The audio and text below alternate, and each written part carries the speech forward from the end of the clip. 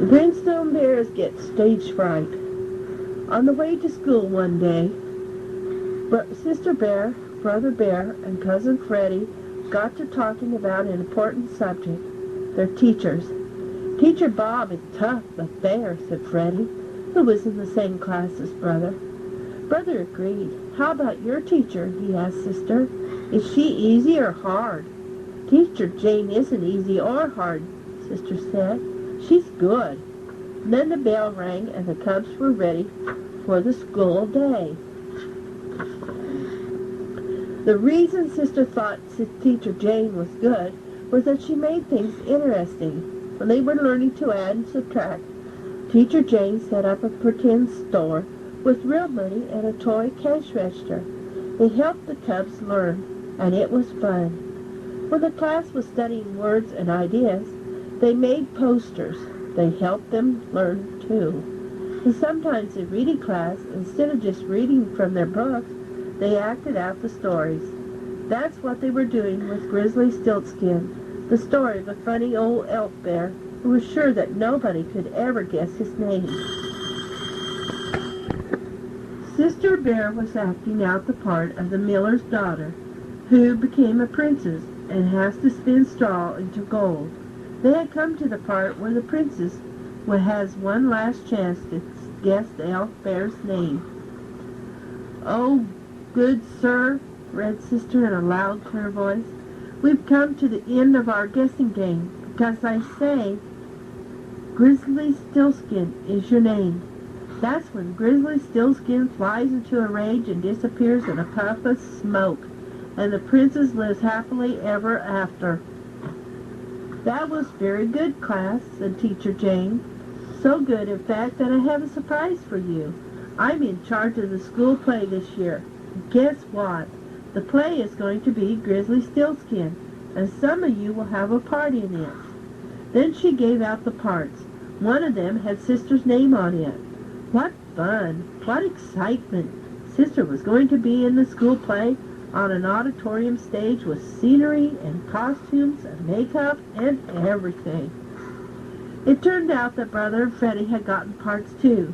Brother was going to be the woods bear who finds out the elf bear's name, and Freddie was going to play the part of Grizzly Stillskin himself. "Who are you going to be?" Freddie asked Sister. When Sister, who hadn't even thought to look, turned to her part, it said, "The princess." "Wow!" said Brother and Freddie. "That's the main part."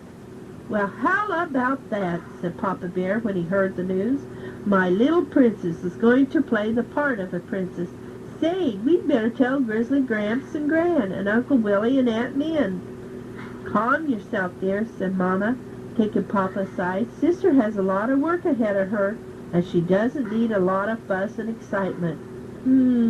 Said Papa. "You're absolutely right, my dear." "Yeah, why all the fuss?" said Brother. "It's just a dopey school play. I already know my whole part. Hear me, old princess. I was deep in the forest, and this is what I heard. The princess firstborn shall be mine. If she has guesses 9 times 9, she could not win this guessing game, because Grizzly Stillskin is my name. See, he said nothing to it. But Sister wasn't so sure. She was beginning to feel a little nervous about the whole thing. The next day, when Teacher Jane asked Sister to take a message to the office, Sister decided to take a shortcut through the auditorium. She had been in the auditorium many times, of course, but she had never been on stage. She climbed the steps and looked out over the rows of seats. It looked enormous. Then she imagined all the seats filled with everybody in the school, and Grizzly Gramps and Gran and Uncle Willie and Aunt Mim. It looked even enormous. "Why the long face?" asked Brother on the way home from school. Sister told him she was worried about the play. "Relax," he said. "There's nothing to it. It's a piece of cake. Why, I can do my part standing on my head. Hear me, old princess," hanging from a branch. "Hear me, old princess," and from inside a hollow log. "Hear me, old princess." Cousin Freddie and the gang thought Brother was pretty funny, but Sister didn't even smile. That evening, Sister's worries all came out. Reading a part in class just isn't the same as getting up in front of the whole school, and I have to learn it all by heart, she wailed. How am I ever going to do it? The same way you learned everything else, said Mama, line by line, page by page. Papa and I will help you. Besides, you already know lots of things about heart, the alphabet, dozens of songs and rhymes, the Pledge of Allegiance. Well, I bet you know enough things by heart to fill a book. You already know the story. All you have to do is learn your part and practice. That's what Sister did. She learned her part line by line, page by page. And she practiced. She practiced in her room in front of her toys. Oh, good sir! She practiced in the field in front of her forest friends. We've come to the end of our guessing game. She practiced in front of Mama and Papa, because Grizzly Stillskin is your name. That was wonderful, sweetie, said Papa, applauding. Letter perfect. Yes, sighed Sister, but practicing in front of my toys and forest friends and you and Mama just isn't the same as getting up on the stage in front of the whole school. How do I practice for that? Sweetie, said Mama, there are some things in life you can't practice. You just got to do them. But what if I get nervous and scared, she asked. Oh, but you will, said Mama. I will, she said. Of course, said Mama. Everybody gets nervous when they have to perform in front of an audience, even famous opera singers and star athletes. But if you know it's natural and you expect to be a little nervous, it won't really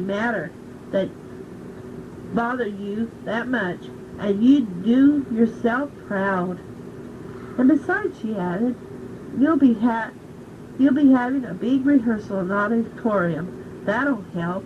Now, where's that brother of yours? I've got to finish his costume. I do wish you'd take this thing a little more seriously. Don't worry about him, Mama, said Sister. He can do his part standing on his head. The rehearsal did help, but an empty auditorium wasn't the same as a real live audience. And now at last the moment had come. The curtain was opening on the Bear Country School's production of Grizzly Stillskin, and there was Sister all alone on the big stage looking out at the whole school, and Grizzly Gramps and Gran and Uncle Willie and Aunt Mim. It was a little scary, but it was also very exciting. Then she heard a loud, clear voice saying, I am the miller's daughter, and woe is me, for my father has told the king I can split straw into gold, and in truth I cannot. It took her a split second to realize that the voice was hers. From there on, everything went beautifully. There was one little rough spot near the end when it was time for Brother to do his part. He came on stage in his handsome woods bear costume, looked out at the hundreds of eyes staring at him, and completely forgot what he was supposed to say. I can't remember my lines, he whispered. Why don't you try standing on your head, whispered Sister. But then she took pity on him and helped him with his lines. The play ended magnificently with Grizzly Stillskin flying into a fury and disappearing in a puff of smoke. The applause was long and loud. After the show, Mama and Papa came backstage. Terrific show, said Papa. Terrific. Congratulations, said Mama, on a job well done. A piece of cake, said Princess Sister.